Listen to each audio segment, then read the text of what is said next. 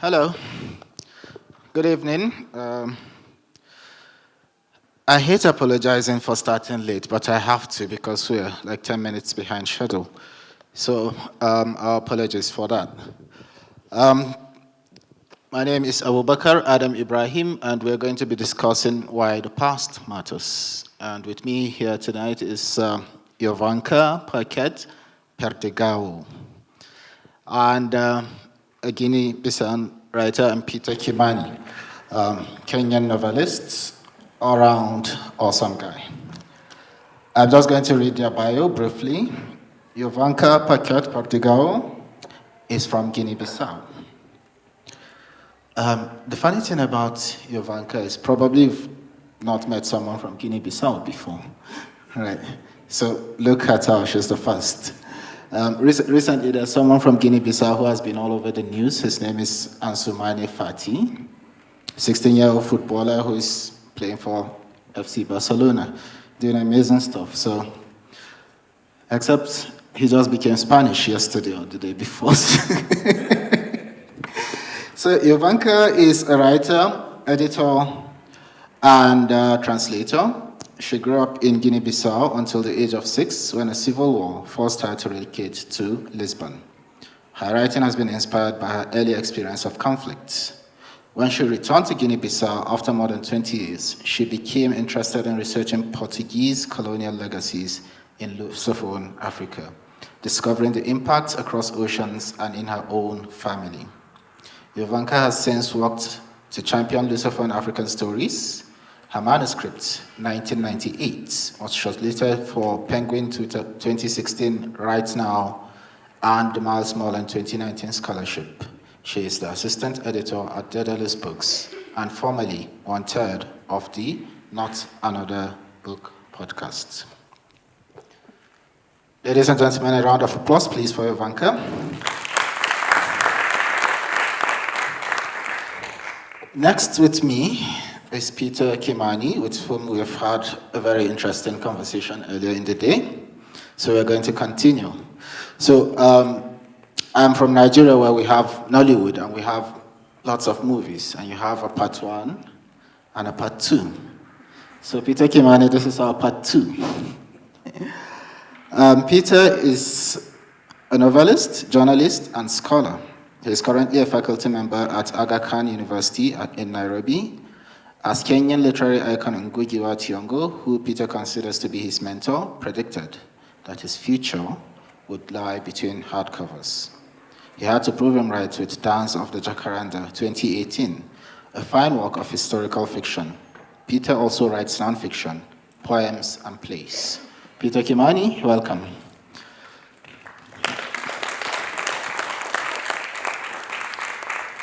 So like I always like doing, because this is a writer's event anyway, I would like guests to kind of give us a sampling of their writing. So I'll start with Yovanka, and I insist that she reads because she has this amazing, amazing voice.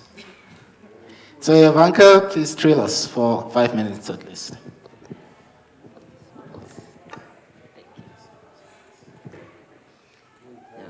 Well, now you kind of set me up to, I need to read properly. Okay, so I'm gonna read a short story that's called Letter to Margarida. Minha querida Margarida, how do I even begin? This is the 14th time I've written to you. I know they've sent you my obituary, so right now you're probably at home with our daughter, crying over a dead body, buried somewhere in this African soil, without a marked grave to visit. Sometimes I wish it were true. When they first brought me in, I counted the days on this very wall I sit against. The beatings, the torture, and finally the starving broke my resolve. I no longer know how long it has been since I felt the breezes of your kisses, but I can't forget our last day. You were outside on the front porch when they arrived to arrest me, cradling your pregnant belly in that fuchsia Brazilian dress that I bought you when we first got engaged. I heard you telling them I wasn't home as I crawled through the garden and climbed its wall, only to find myself nose to nose with them. As they led me away in a white jeep, I remember your mother holding you back with all of her strength as you screamed my name. I was still your husband when I received your letters, pieces of perfumed paper written in your finest inks, fragments of a life I was no longer a part of. I desperately read and reread your last letter, the one you sent with Nina's picture. She's as beautiful as you are. I love how you pin her curls back and the way her tiny fingers are delicately wrapped around the telephone. Then my heart sinks when I reread your letter and remember why she's sitting by the phone, why she's calling strangers, and why she's asking, "Onde está o pai?" Margarita, my body is no longer what it used to be. It's not the lean brown body that your henna hands caress tenderly until the early mornings. My eyes have swollen under the rain of fists, but I still remember the shape of your lips. I still remember those eyes. Although I'm no longer human, just the shell of that boy you met in Lisboa, I still cradle my wedding ring against my heart, imagining your almond eyes lurking in the darkness. I'm afraid, Margarita. I thought joining the party would mean freedom for us, our daughter, our country, and instead I'm withering away in this hospital. Every day more comrades are brought in. Others disappear in the middle of the night. I've heard whispers of them being sent to Tarrafal, or worse, to the firing squad. It is only through the new prisoners that we know that the outside world still carries on. I've become friends with a nurse, Olinda.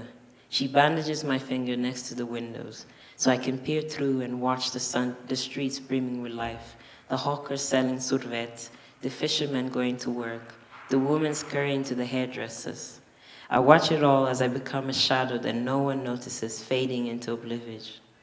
But when the sun becomes merciful in the evenings, I watch the streets with even more trepidation.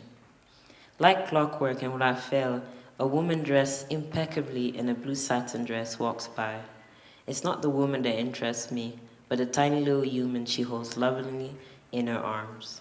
A child the color of mahogany with plaited coconut-oiled hair, dressed in the finest clothes and a tiny gold bracelet around her chubby hand. She must be the same age as our Nina. I search her tiny face for signs that she's mine. I watch her every day. I watch her stroll, sing, and sometimes dance under the watchful eyes of the woman in blue. Unaware that only a few stairs above, a poor soul watches their every move. I can't help but to think it was Nina. She wouldn't even recognize me. Maybe she has someone else to call father. Although it pains me, the thought that you, my love, and our little girl are forever trapped in memories waiting for me is just too much to bear. I count my protruding bones as a reminder that I exist, but I'm fully aware that the death is also near. Querida, who knows, tomorrow I could disappear in the abyss of memory, but one thing is certain. A luta continua, a vitória certa. This means basically the struggle continues, victory is certain. This was the rallying cry for Frelimo movement during the Mozambique's colonial war, and also a rallying cry that was used actually in many places in Portuguese Africa during the War of Independence. Thank you.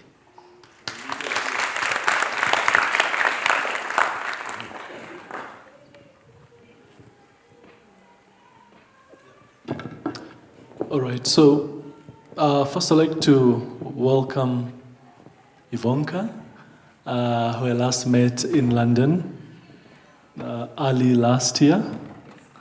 And she didn't mention to me then that she's a writer. She was just in the background. That's how modest she is about her work and achievements. So welcome to Nairobi. Now it's I welcoming you to my city. So I'd like to read from Dance of the Jacaranda, the historical fiction that I published in New York in 2017 and in London in 2018. And it's likely to be coming out in Nairobi, hopefully for the first time in 2020. we have some plans in the making. So I'll read from a segment in 1963. So the book is set around that milestone, the historical milestone of Kenya's political independence. And it illustrates the racial attitudes of the time. So I'm not making this up. This was actually the history of 1960s. On that balmy night in 1963, Babu's grandson Rajan was at the Jacaranda Hotel, where he often could be found, waiting to take the stage with his band. While he was making his way toward the bathroom, the lights went out. The outage elicited a mixture of exasperated shouts, yells, and groans from bar patrons, who instantly recognized the range of possibilities that the cover of darkness provided. Scoundrels will flee without settling their bills. Lovers will snuggle closer. And the villagers will get a chance to hurl rotten eggs at the Wazungu. The latter arsenal wasn't as crude as it sounds. It was actually a downgrade from the stones that the revelers initially took to the establishment, because for decades, racial segregation had been enforced at the Jacaranda Hotel with a notice at the entrance proclaiming, "Africans and dogs are not allowed." Actually, some Africans were allowed, the cleaners and gardeners and cooks and guards, and those who ensured the Wazungu patrons were comfortable. But dogs were strictly prohibited for reasons few could remember, and which many found confounding given the centrality of dogs in Wazungu's lives. They were always talking or cuddling or walking with one. In one part of the colony, one Mzungu had gunned down an African for stoning his dog when it attacked him. So in June of that year, 1963, with the onset of independence, when word went out that all races were welcome in the previously white-only Jacaranda Hotel, most Africans suspected dogs would be allowed in as well, and so carried stones as a precautionary measure. When they don't find any dogs at the hotel, the revelers exchange stones for eggs, because given the restive past with the Wazungu, they thought it foolish to meet them empty-handed, especially when unhatched flamingo eggs ringed the lake that gave the township its name. The use of eggs, locals further conceded, will confirm to the whites that they bore no hard feelings.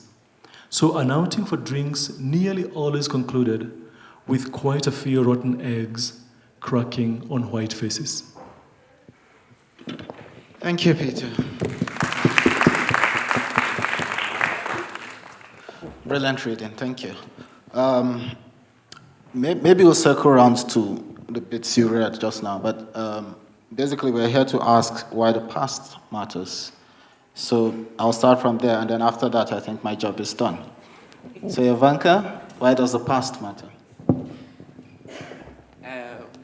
That's a really big question, which I wasn't expecting. I thought you were going to start softly and then we'd get to the meat of the bones. Yeah, Mara, it's going to get more difficult from Oh my God. Why the past matters? Well, for me, the reason why the past matters is because I'm from Guinea-Bissau, and as Abubakar pointed out, usually I am the first person that people have met from Guinea-Bissau, and most of the times people don't know where Guinea-Bissau is. So when I was sort of started to read African literature and really get interested in writing and reading, I'd go to festivals and people would this is an African festival, but they wouldn't have Lusophone African writers. And they certainly didn't even know where Guinea-Bissau was. And so for me, that's when I realized the importance of writing and how I started to connect how writing is a way for me to sort of immortalize the past. And because I've had this experience of conflict, and I had been displaced at a young age, when I went back to Guinea-Bissau after almost 20 years, I reconnected with family that was still living there, listening to stories about how we left the country, about my grandparents. And I started to realize how much my own family was connected to the history of colonialism, imperialism, racism, from all the way to India, Mozambique, Cape Verde, São Tomé, and then finally Guinea-Bissau and Portugal. And writing became a way to basically make sure that that past was not forgotten, because I realized that even in Guinea-Bissau and in the Lusophone African world, we don't necessarily talk to each other and we're not necessarily aware of our own histories. And it's even more lacking when you go into English-speaking spaces and people would say things to me like, you guys were colonized by the Portuguese. Your colonialism was so much better because there's so many mixed-race people in Lusophone Africa. And basically, I realized people didn't know the brutal nature of Portuguese colonialism in Lusophone Africa because there wasn't enough writing that was accessible to people in English that they could read and understand that experience. So for me, that's why the past matters, because to a certain extent as well, when I look at my own country, Guinea-Bissau, which since 1998 has been in a political, in fact, one of the writers for Mozambique, Ngulani, was saying it's like a book, it's like a party. It's been in a political chaos since 1998. We're gonna have elections soon. Nobody has any idea what's going to happen. And I sometimes think to myself, is it because we never have grappled with the past? We've never really moved on from that. And so we keep going back to the same things about the same party, the same history. Who wrote the history of Guinea-Bissau? Who is Amilcar Cabral? What has he done for Guinea-Bissau? Who are the people who have liberated us? What is the role of Portugal? And I think in order for us, even as a country, to move forward, we need to grapple and come to terms with our own past. Fascinating. Peter, it would be interesting to have your own take on that. Well, I like to reference the American writer Faulkner, who said, "The past is not dead. It's not even past." James Baldwin, the great African-American writer, had a similar, quote about the past being very, very present in the moment. So and still on American, to draw from the American recent experience, this year marks the 400 years of slavery. And the New York Times has returned to this milestone, 1619. In fact, they have a project called 1619, which looks at how slavery shaped the present-day America. And yet, the fiction about America's prosperity is that it started its roots in 1776. But the New York Times are drawing from that history to say we actually haven't resolved the contradiction that our nation is founded on a different kind of grounding.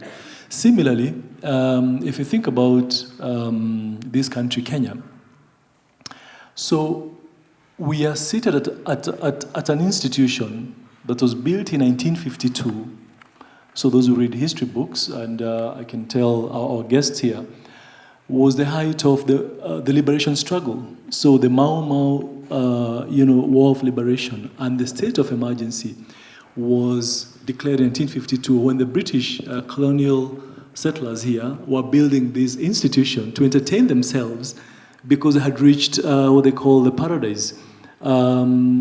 So the past matters because we need to reclaim this history. In fact, you might say our very presence on this stage to state this message is an act of reclamation of a past that's never appreciated, that this shrine was built on the blood and tears of our forebears.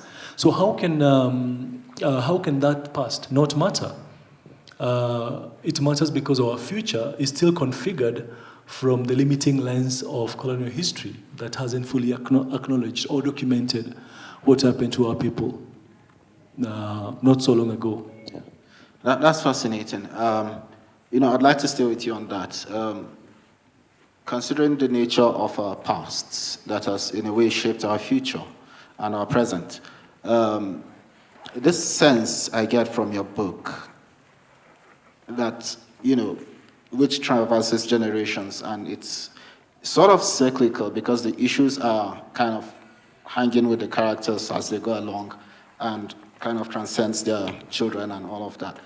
And the sense that the political space in Kenya, for instance, has been dominated by the same group of people. The same thing applies to Nigeria as well. And you have the same, which we talked about earlier, the same people and their children kind of, 4 presidents in 50 years. I think that's a bit... So do you feel like we're entrapped in this past? I would say yes, because you haven't fully exorcised the wrongs of the past. I think that's what we need to start first. Acknowledge what happened, appreciate the gravity of that moment, and then people can move forward.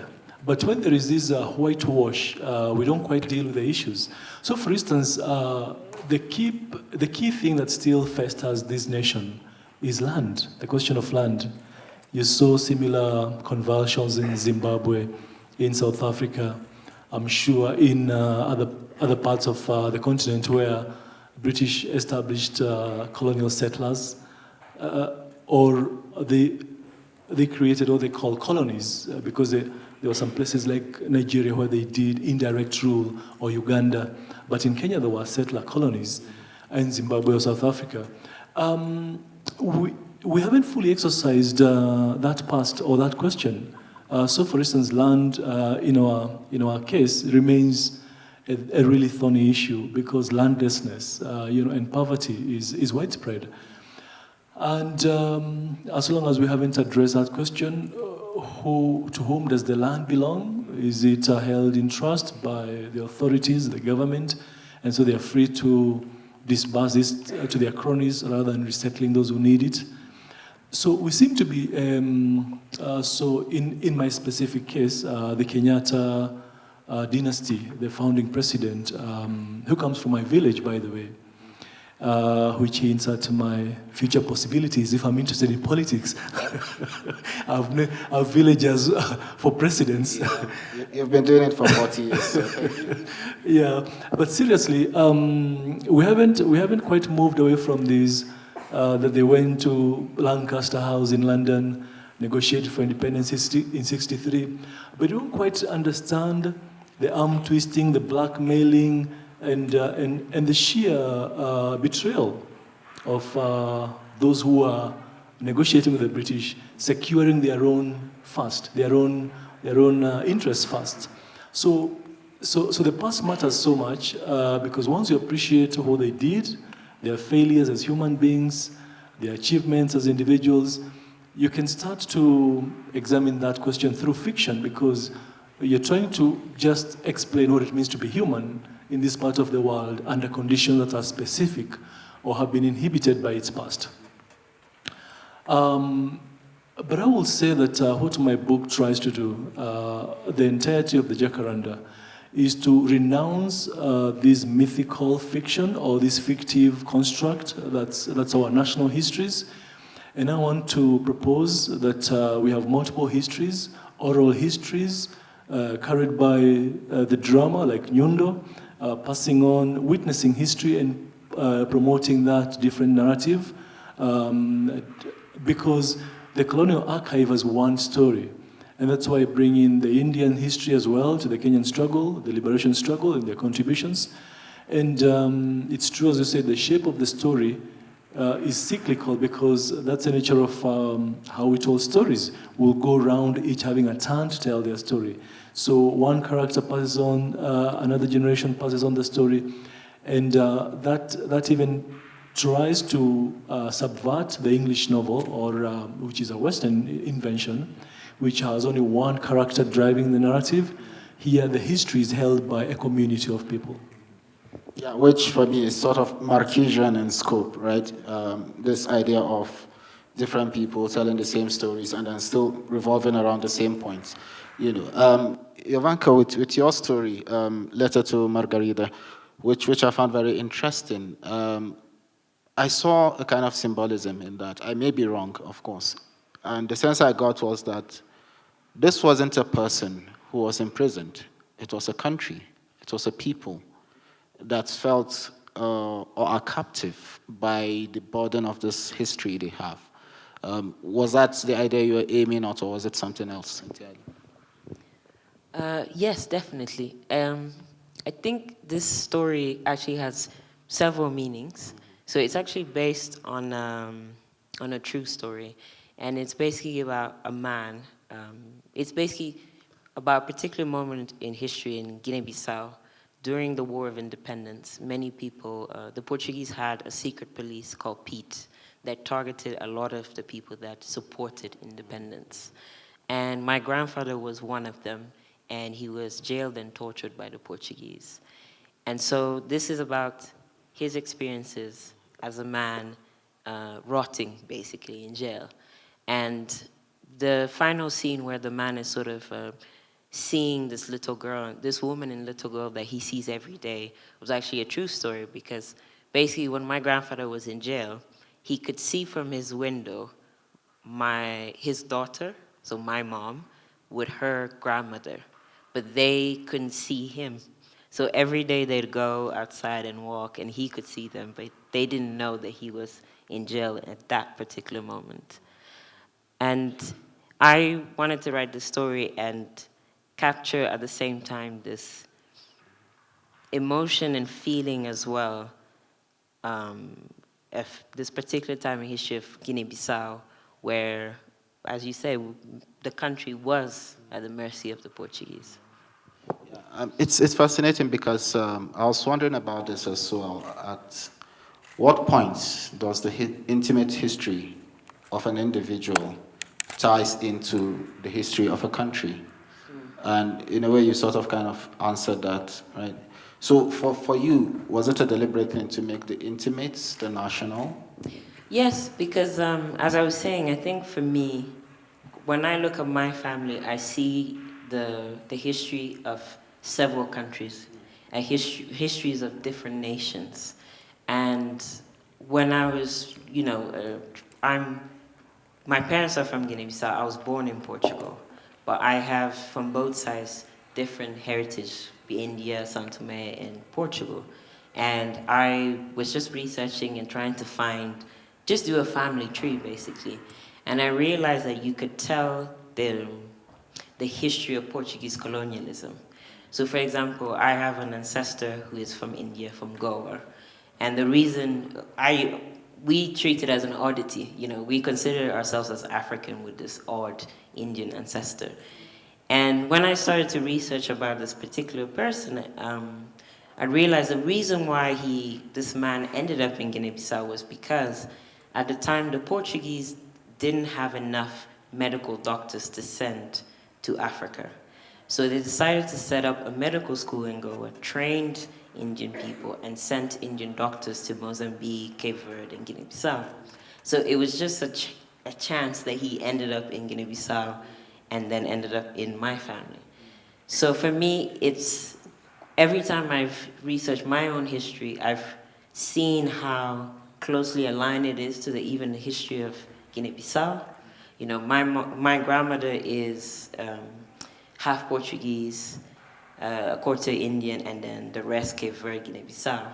And she is a woman that was born during colonialism, saw independence.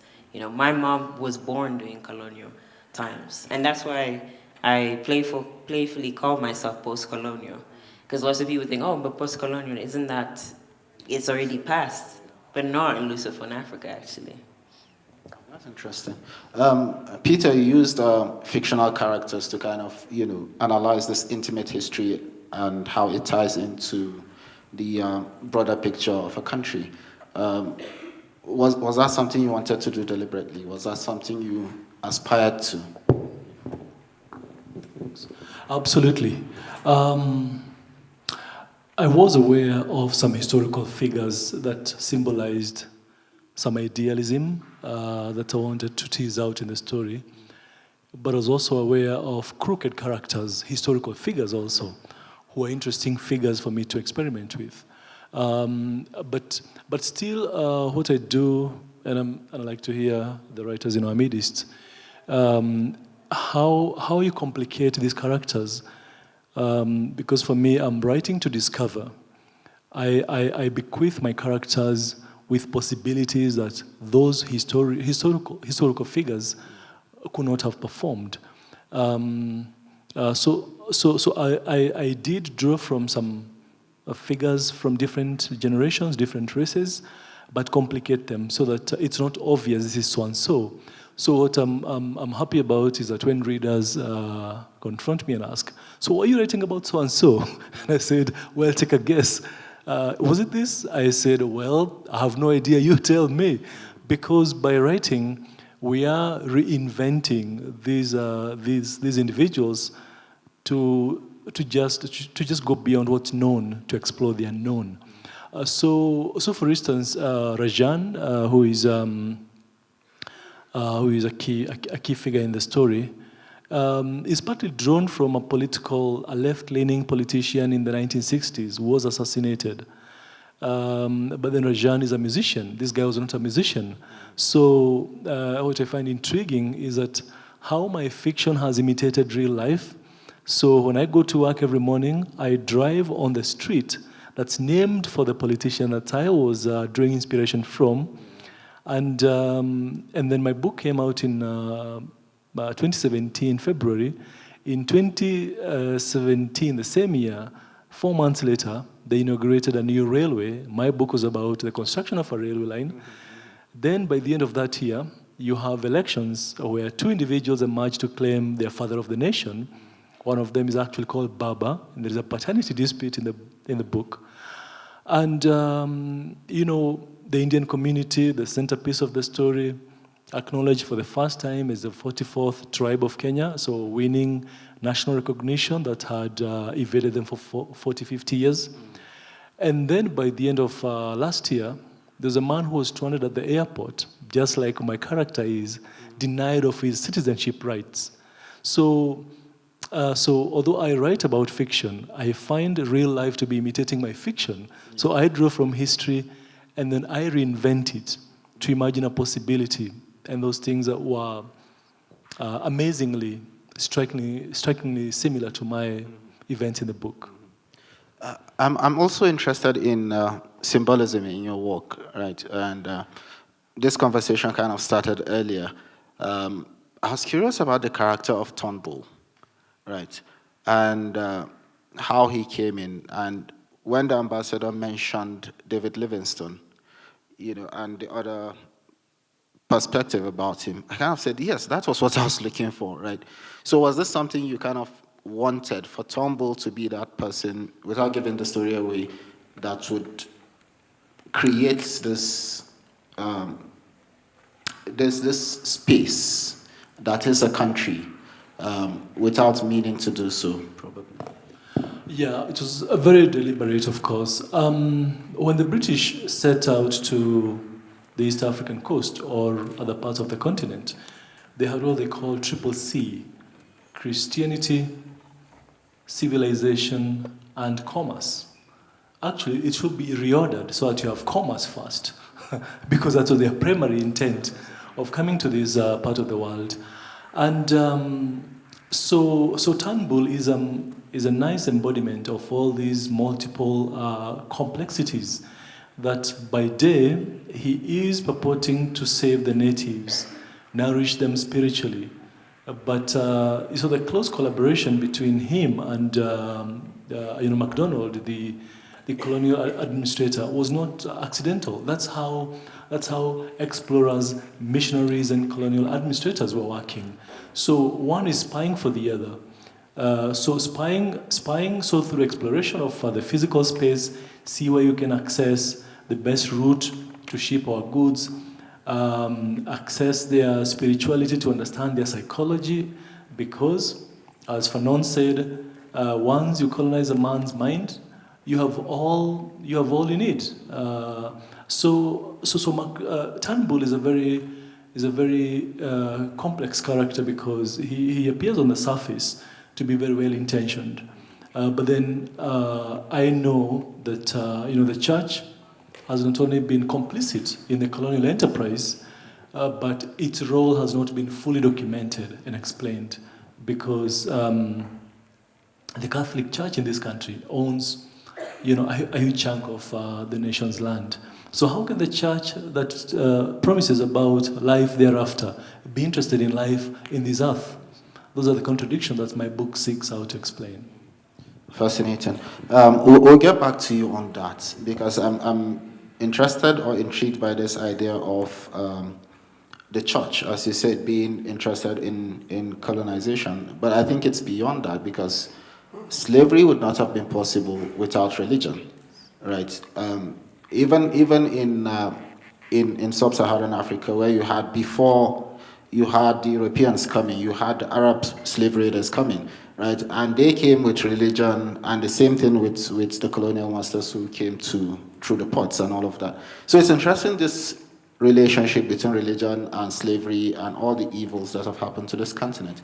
But I'd like to ask Yovanka now, the idea of ownership of a country, right?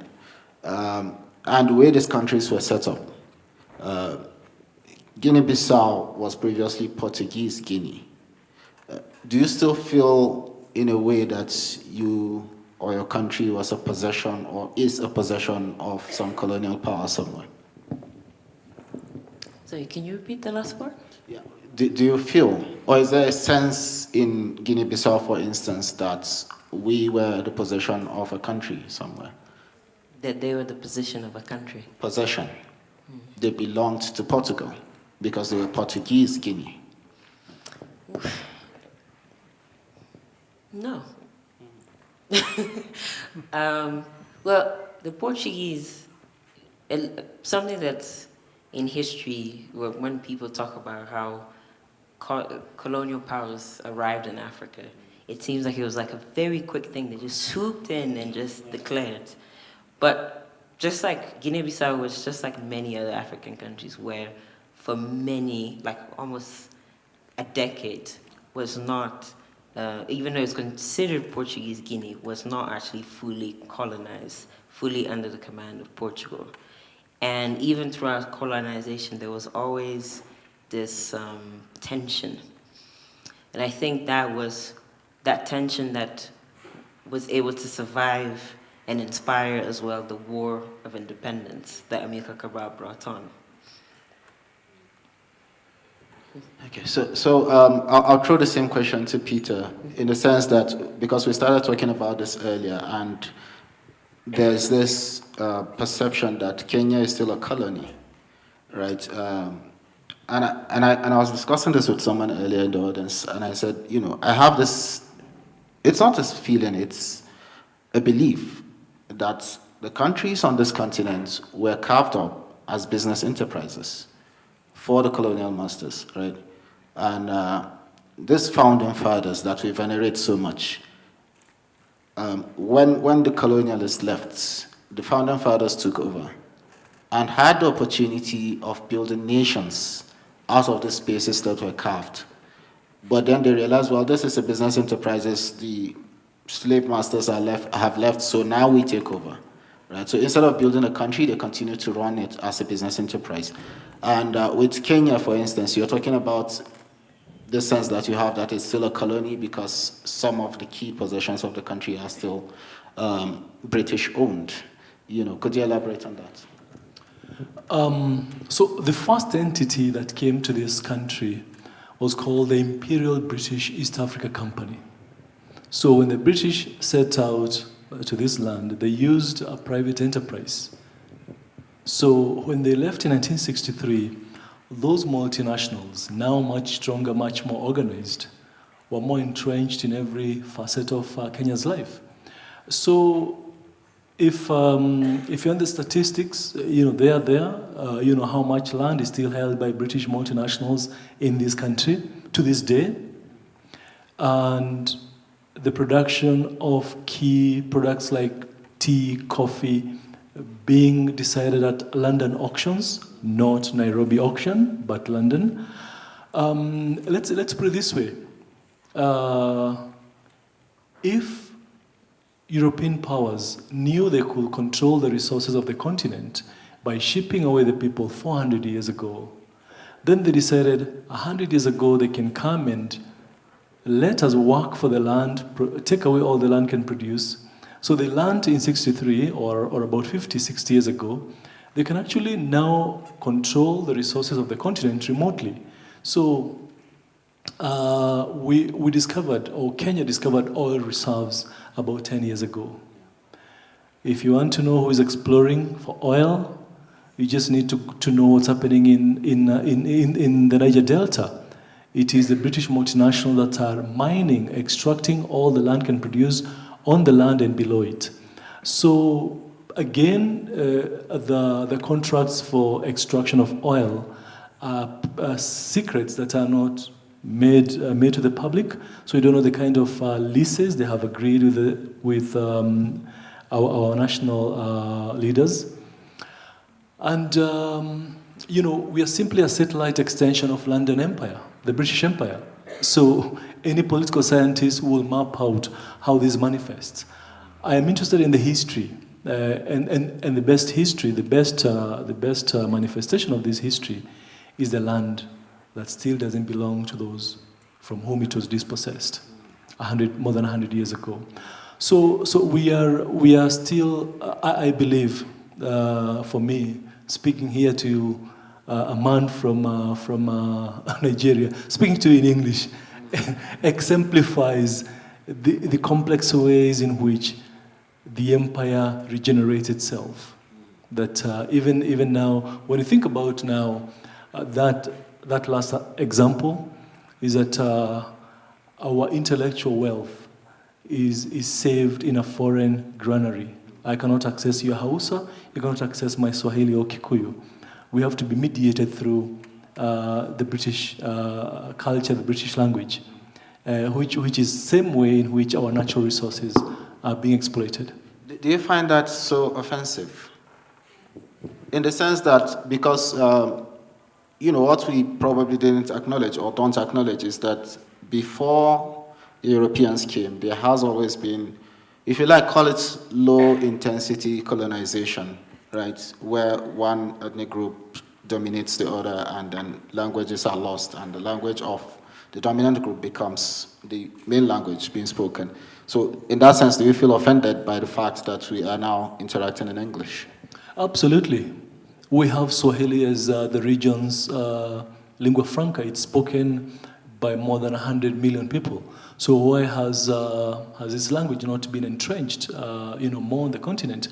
It's simply to say that we have to appreciate these subtle ways in which we are still being dominated, because even that particular idea, I have a PhD in English. My next door neighbor in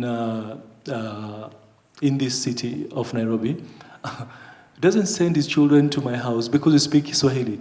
As a family, I said, my children will be grounded in the first language of the nation, which is Kiswahili.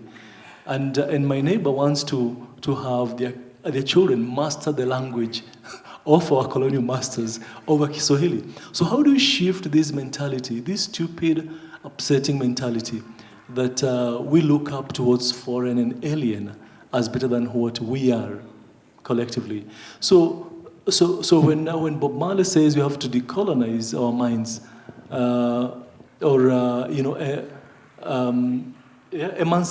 emancipate your minds from mental slavery. Ngugi talks of decolonizing our minds. It's such a huge task because we are still enslaved deep in our minds. That's interesting. Yovanka, you want to add something to that? Yeah, I completely agree with what you're saying, but what's coming to my mind is how different the colonial experiences are. Absolutely.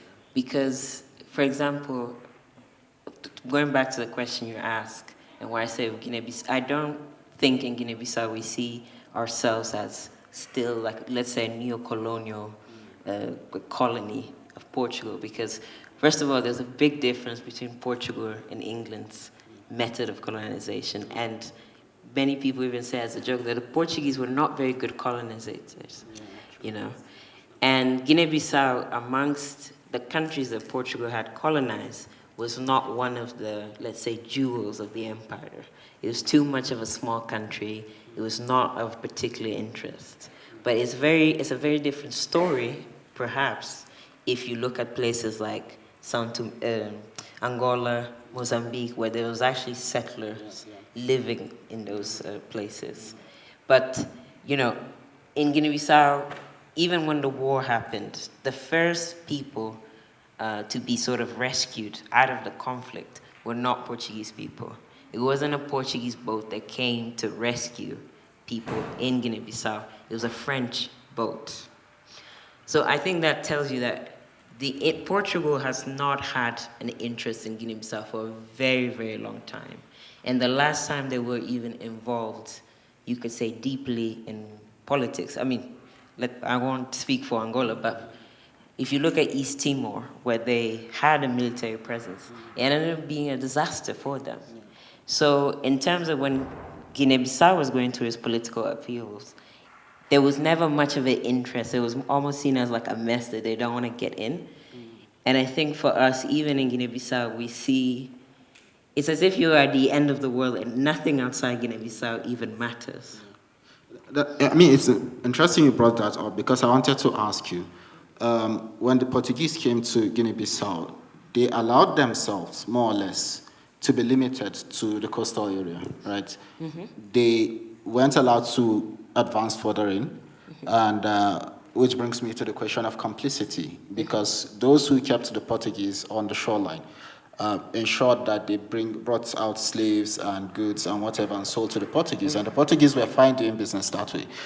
So in terms of complicity, is this something that's in the course of your research, in the course of history, that you think people are acknowledging and identifying with?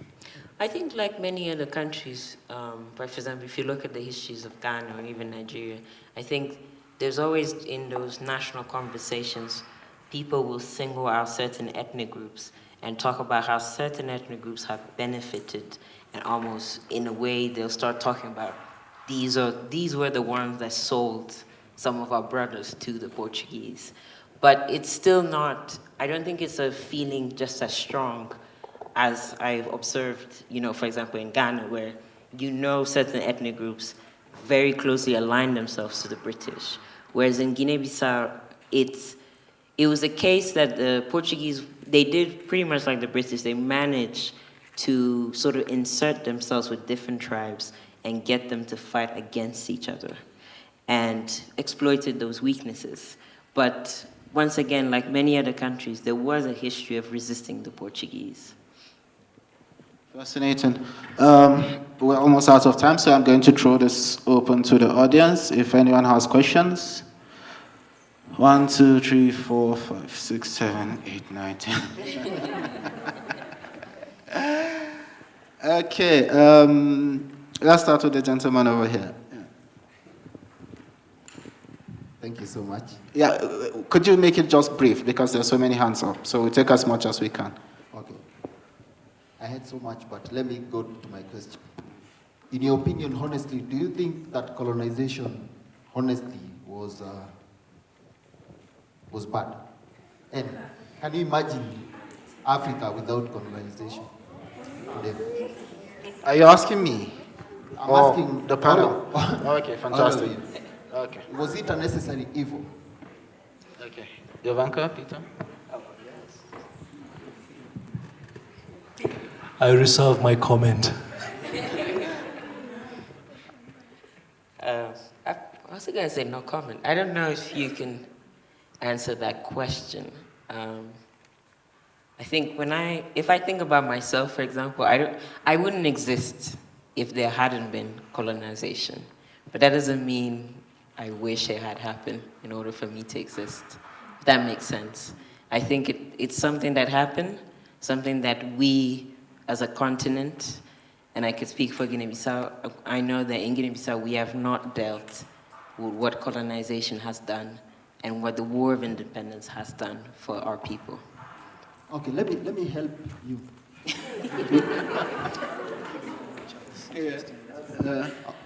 Okay, just make it brief, very snappy. Okay, we are here to discuss about histories and stories. And before colonization, we used to give stories to our next generation through the word of mouth. Yes. But now, here comes a person who tells you it's better, write it down for the sake of your posterity. I think that's beautiful. We are able to interact with a Nigerian, a Guinea-Bissau, a Kikuyu from Kenya through a certain language. There's a new religion, how we dress, etc. The world is connected. Yeah, I understand your points, but what I think I will say to you is that Europe too did not start off that way, right? They were hunter-gatherers, and then eventually they evolved, right? And the same thing was happening in Africa. Our evolution was interrupted by colonization. That is evil, right? We should have been allowed to evolve at our own pace, and we are not dummies. We are smart. We would have learned. We would have grown at our own pace. So I think that would be a response to you. Next question, please. Yeah. Can I actually propose that you read history and you're going to understand that Africa had the earliest civilizations in human history, and then now you can see how you need to reorient your reading, because I think you're reading the wrong stuff. I don't know who is feeding this to you, but you need to. I can spend the rest of my life teaching you, educating you to understand your place in history, because you don't know it. Thank you, Peter. To add to that, we have the incredible Timbuktu manuscripts spread all over West Africa. Like, that was way before colonization happened. So it wasn't like we were just spreading words of mouth. We were actually documenting our history and our growth. So we're not coming from nowhere. Next, Ambassador. Thank you very much. I hope in the comments which I'm going to make, I might have my younger brother here.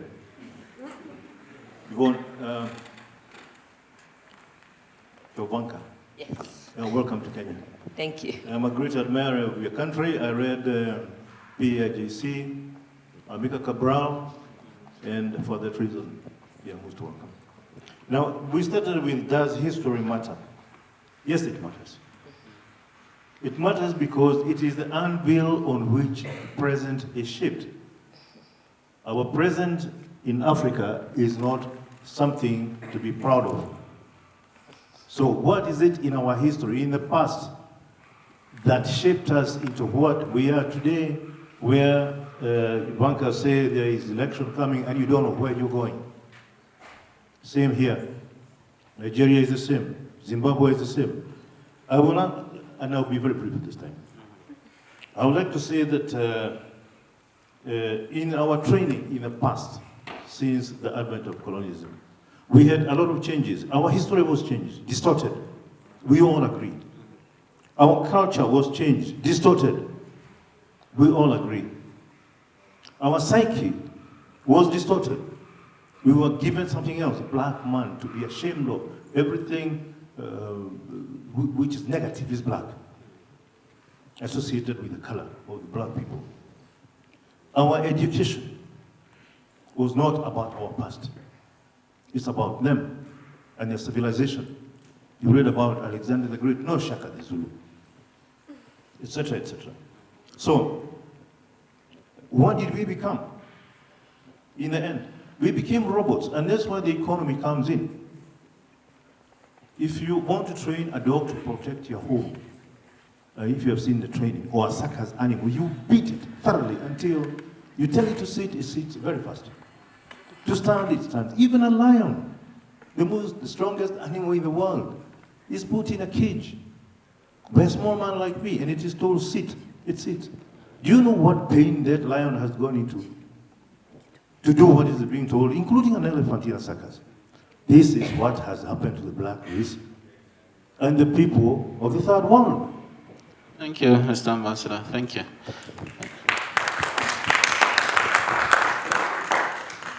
Okay, next. Lady in black headscarf.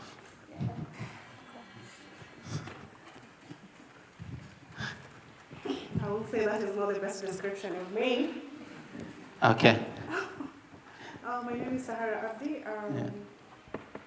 I don't know whether it's a comment or a question, but my thoughts is, in my mother tongue, we say the past is what is ahead of us. We call it actually like before you, if I translate it into English. And we call the future behind us. I think merely for the reason that We don't know what the future holds, but we know what the past is. So it's what lies ahead of us. We can see it, which is, to me, we can read through and learn through it. Our story is not our story, as we call it. It's a colonial narrative, and it runs, I think, across Africa. It's not happening just to Kenya or Nigeria, to just name a few countries. So my concern is, how do we use what we have at hand to make the future generations know us, know our story before colonization happened to us? If I can pinpoint, like what the gentleman had asked, clearly, he meant that education, the writing and reading skills we have is thanks to colonization, which is very wrong.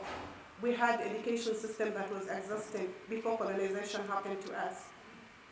So how do we get the younger and the future generations to use tools as literature to, reclaim our narrative and to own it? Thank you.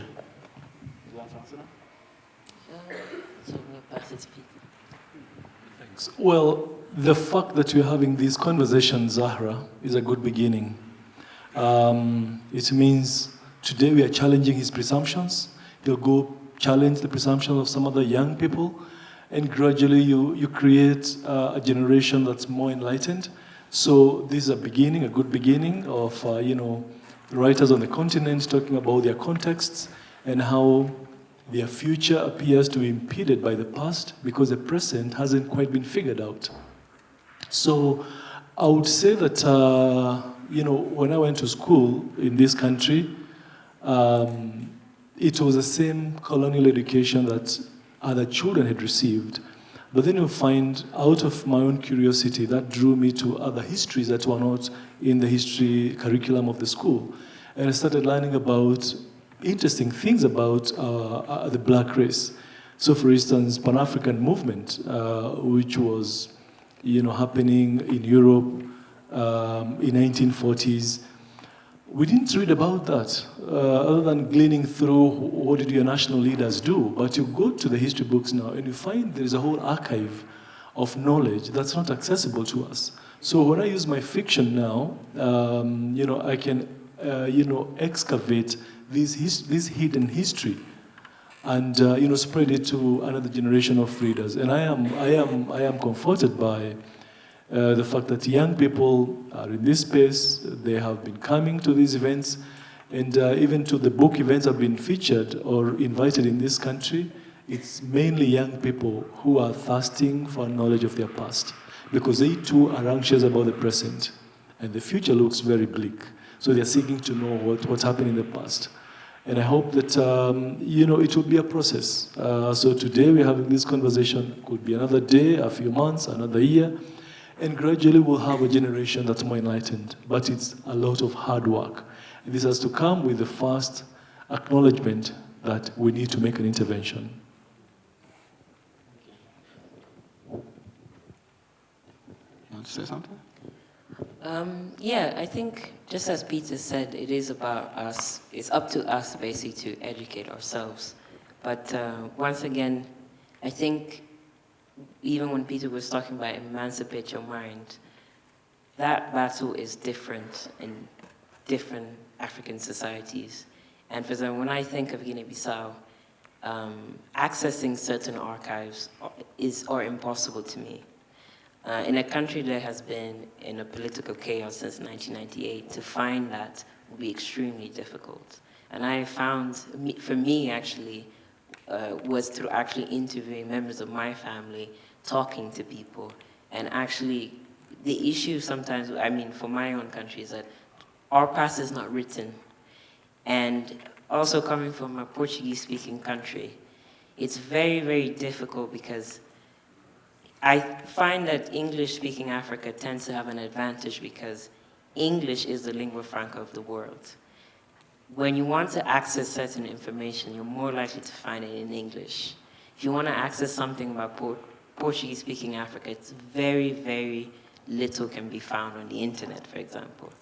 And I found that it was only through interviewing, through talking to people, literally speaking to living libraries, that I was able to access certain types of information. So I think it's just important that we take up that mantle to basically do that education, to write it down, to commit it to memory. I would like to just add that we were colonized, not necessarily by guns and superior firepower. We were colonized with stories. Because when the Portuguese came to Benin, they met a civilization there. And they said, this is Atlantis. But when they went back, they told a different story. And they said they met mindless savages, subhuman beings. And people believed that. And they came with that moral conviction that we are coming to enlighten these savages, and we're trying to. So when they took us as slaves, they didn't feel like they were taking humans, because that was the story they were told about us. So how do we change the narrative? We write. And that is why some of us write. That is why I write. Because for me it's important that in the next 200 years, when people read about us, they will not only read what the newspapers have told them, that, oh, these are mindless savages who are just killing themselves. They will find that, yes, we were imperfect, we were flawed, but we were humans, we lived, we loved, and we laughed. Next question, please. So we'll take two more, and then round it up. I like a lady this time. Oh, a lady just asked a question. So, gentleman here, please.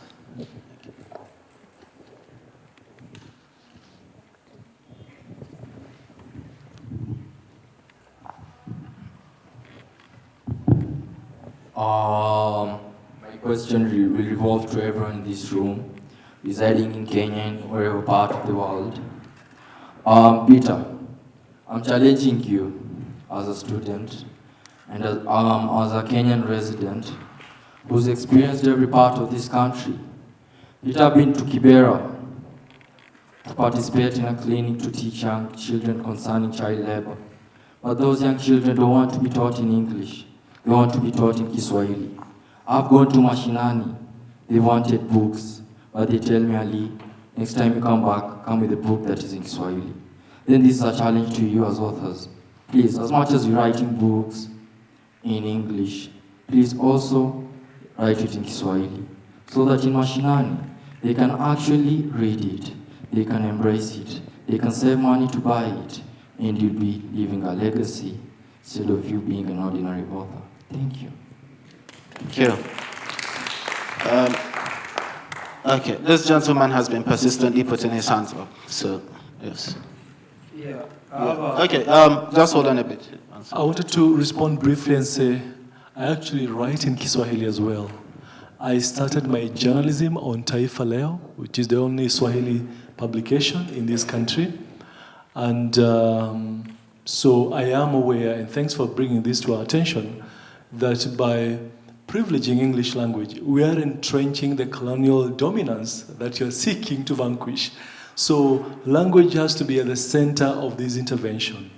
But I don't know if there are any publishers here, because I've tried to get published, even in English, which is the language of their preference, they still won't be as willing. But it's a very important point for us to record. Thanks. Yeah, my contribution is that the past is not merely important merely because it has lessons from the past, but a different twist to those lessons in that we learn what was tried and failed to be productive or sustainable to the individual and to the entire human race. And that there were forerunners to the human experience whose input and experience we can't underrate. So I'm saying that the way we look at the past, we should try to look at the things that the human race found can't be sustained, and that there were forerunners, because as you understand, the cradle of humankind is Africa.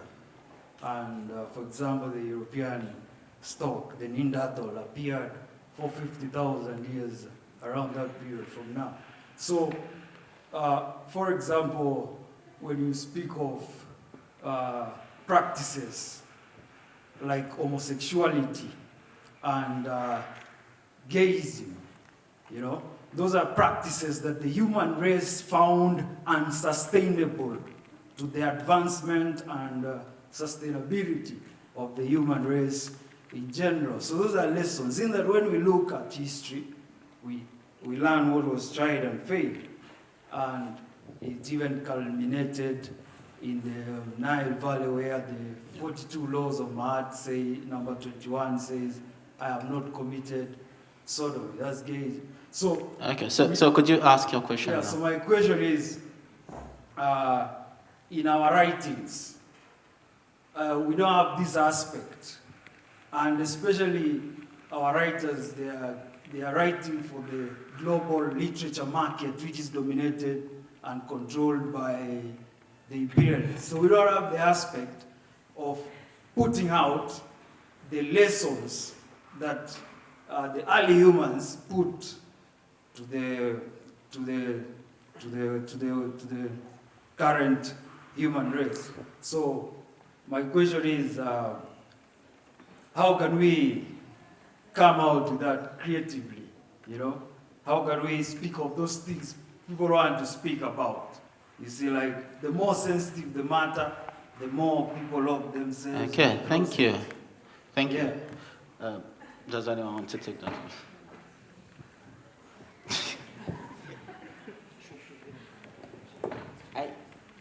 I think I don't. I think I don't have the range to properly answer your question, but I just wanted to say that I fundamentally disagree with your point, and because of that difference, I don't think I can answer the question you're making, if that makes any sense.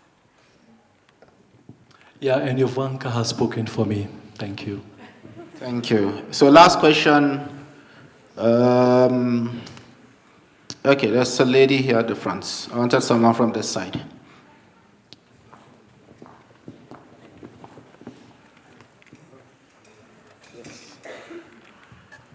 Thank you. One of the legacies of our past is language, our language separation, and one of the big barriers to African unity, if I can say it like that. It sounds a little, sounds a bit of a cliche term to use, but is language. The fact that there's a Lusophone Africa, and there's a Francophone Africa, and there's English on this other, and all those regions don't seem to connect for language reasons. I just would like to know from your point of view as writers, what do you think, the three of you actually, this is a question for all three of you, what's the best way to overcome those barriers? Because we need more translators. Is there another way? Is there another way? I think, well, I'm going to be a little bit biased because I'm from Lusophone Africa. And what I found, I was actually having a conversation on a podcast just before the session, and I was saying that for me, what I found as someone from Lusophone Africa, interacting in the English-speaking African space, was that we often talk about the gatekeepers of the West, but we don't talk about the fact that even in the African literature space, there are gatekeepers. And those gatekeepers are not interested in stories beyond certain parts of Africa. And so it's not just a question of having translators. Because, for example, I write in English, I speak French, I speak Portuguese, I translate, there's tons of people that translate as well. Yes, we need to still continue to improve those infrastructures, but I have found that in trying to champion Lusophone African writing from other writers, African publishers saying, I don't think this is an authentic Lusophone African story. And this is coming from people that have never even been to Lusophone Africa, so how would they even know? And I think the problem is we talk a lot about questions of power, but even within Africa, we have to remember there are certain groups that have power. And this is why I said, when you come from the English-speaking Africa, there is a certain privilege that you have more so than people that come from Lusophone Africa, Francophone Africa, because English being the language of the world, it opens literally doors, you know. I've even been trying to send competitions, send resources to Lusophone African writers, and one of the number one things that some of these scholarships or competition ask is a work that's translated into English. For me, if you're really invested in actually expanding the space, I would think that some of these organizations that have the resources would want to invest in having translators and in receiving submissions and having them translated to then be part of a judging. And the other thing that I think that needs to be improved is that if you look at how festivals, collectives, writers, platforms, a lot of those that exist in the English-speaking African world are composed by the same types of people. And, you know, it's quite natural. It's through network, it's through a vibe. You're sitting there, you have this fantastic idea, like, why don't we do a platform for African writers, right? It's people you know, you get together, you make this. The issue with that is, if you look at, for example, if you were to have a Kenyan online platform, most likely the submissions are going to be predominantly from Kenya, even if you say you're a Pan-African platform. Why is that? Because your networks are more entrenched in Kenya. So if people really want to change these things, they need to also think about the makeup of the cultural producers, the people that are on the editorial board, the people that are invited to speak and things like that, and making it open and accessible. And just to add to Yovanka's points, I think creating the awareness about the hierarchy of languages. We tend to think of language as a very harmless thing, but language conveys power. So the domination of European languages in Africa, 50 years after independence, confirms our disconnection to this very, very harmful reproduction of coloniality. And, until recently, the African Union had no place for Kiswahili.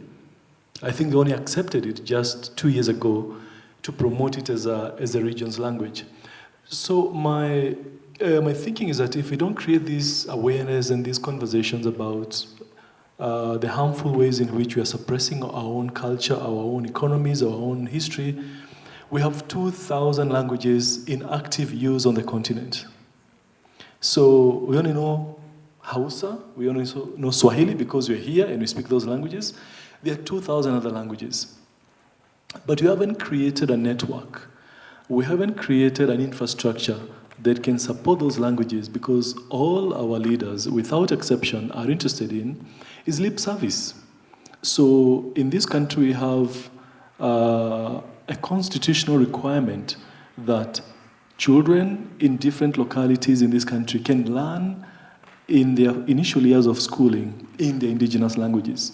But what has been available to publishers to promote those languages?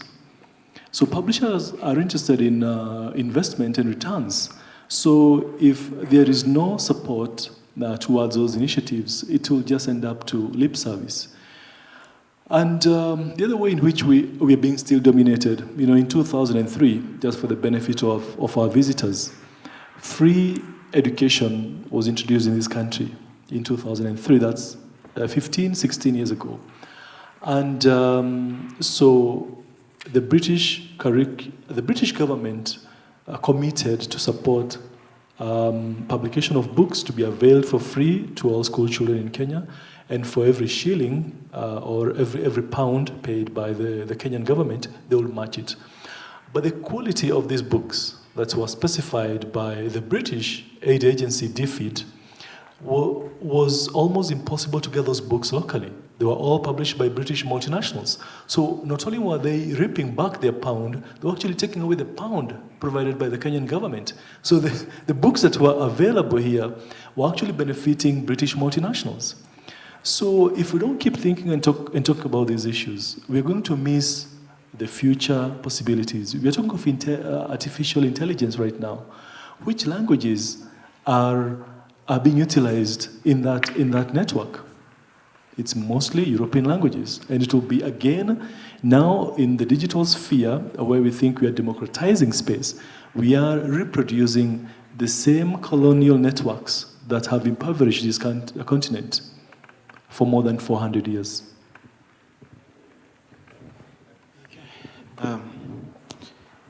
Briefly, I'll just respond to that and say that unless you own the mean of production, you will continue speaking and speaking and speaking for years. I admire Ngugi wa Thiong'o a lot. I adore him. And he has been speaking about, the need to write in indigenous languages for like forever. But why is it that people haven't responded to that call? It's because if you write in Kiswahili, if you write in Hausa, leave Hausa out of it. Hausa has a robust literary industry, right? But if you write in other languages, who is going to publish you? And I said, well, if Ngugi spends half the time he spends talking about, writing in your own languages and sets up a publishing industry that publishes in local languages, the story would have been different now. Yeah. And a few years ago, and I admire this initiative a lot, Mukoma and a couple of other people set up the Mbati Cornell Prize for writing in Kiswahili. And you can see the response to that, right? So people need an outlet. Without that outlet, we are not going to go anywhere. There's a popular saying in Nigeria, Thor, right, the mythical god of thunder, but you don't know Shango, probably, which is the Nigerian god of thunder, right, the Yoruba god of thunder. And people say, well, the difference between Thor and Shango is packaging. Because Thor has been packaged to look like a cool dude, right, superhero, world savior, and all that. But because of our colonial heritage, we have been told, oh, Shango is fetish. Right, he's evil, he's doomed. So we kind of like, no, we don't want that. But if we package him properly, like, people are going to consume him. Right? Do you know how much Marvel has made from Thor alone? It's a huge industry, right? And we have these stories, we have these myths, these legends that we could package and, employ half of the continent in working in this industry. But we're not doing it. And we're here talking about language as a barrier. It is a barrier, yes.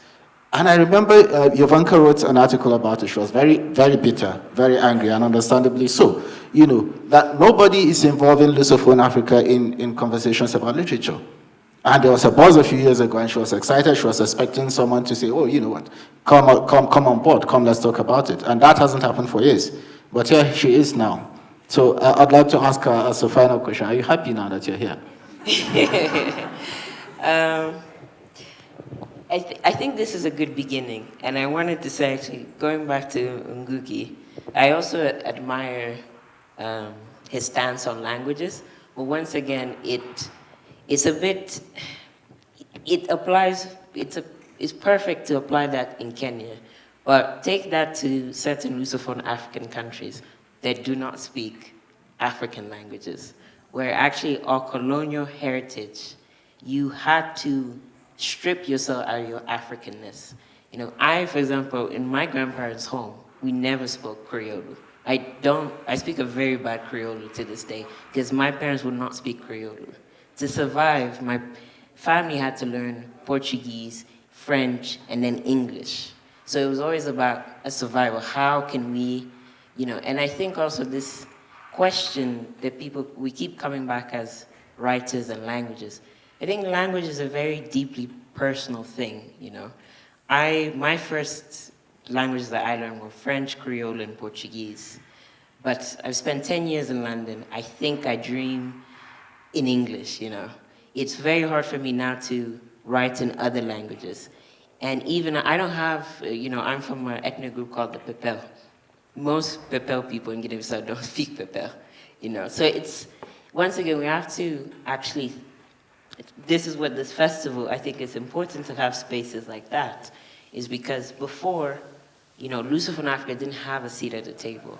And these spaces are allowing us to understand that we are different. That's fine, but we need to have a space where we can all talk about our different experiences and how we navigate these things.